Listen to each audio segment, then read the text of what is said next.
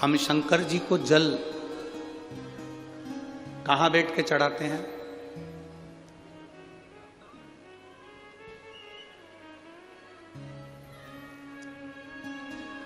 बोलो बोलो, जन्म के बोलो जरा। वैसे तो जो शिवलिंग होता है उस शिवलिंग के आसपास कहीं पर भी बैठ जाओ जहां से जल बहता है, बस उस स्थान को छोड़कर। पर विशेष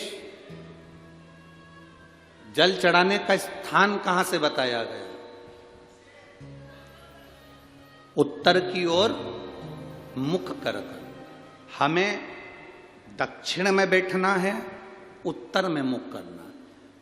उत्तर की ओर भगवान शंकर की जलाधारी, जलाधारी से मतलब है जो शिव जी का चढ़ा हुआ पानी जो बहता है वो उत्तर की ओर जाता है।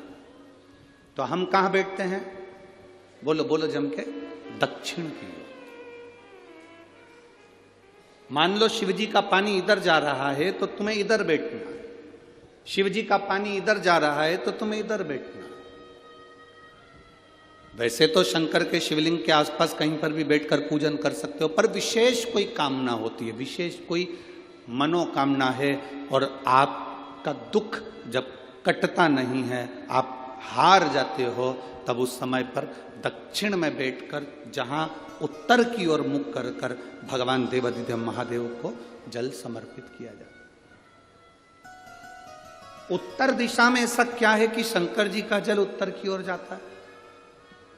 ये उत्तर और दक्षिण, ये दो दिशा तो हमारे यहाँ बड़ी विचित्र मानी जाती है। हमारे यहाँ सबसे अच्छी दिशा, कोई मकान भी लेता है तो कहता है पूरा पश्चिम का मकान होना चाहिए।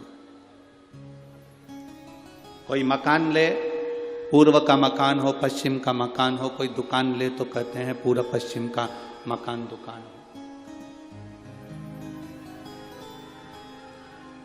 पर मेरा वो घरदानी तो उत्तर दक्षिण का आनंद लेता, उत्तर दक्षिण। ऐसा दक्षिण दिशा में ऐसा क्या है कि शंकर जी का चढ़ा हुआ जल दक्षिण में ही जाता है? यहां तक शिव महापुराण की कथा कहती है, मान लो आपके घर में छोटा सा शिवलिंग है, आपके घर में छोटा सा शिवलिंग है, उस शिवलिंग को आपने थाली में रख लिया। थाली में रखने के बाद में गूंज रहा है आवाज, थाली में रखने के बाद उस थाली में शिवलिंग को रख लिया, आपने उसको स्नान कराया। थाली में भी अगर शिवलिंग रख रहे हो तो उस शिवलिंग का जो दिशा है वो उत्तर की होना चाहिए। भले आप मंदिर में पूरा पश्चिम में बैठे हो, आपके घर का मंदिर तो पूरा पश्चिम में ही होगा। आपके घर का मंदिर कहाँ होगा? पूरा पश्चिम में। पर शिवलिंग की दिशा कहाँ रखना है? उसकी जलाधारी की दिशा कहाँ रखना है? जम के बोलो जरा, उत्तर।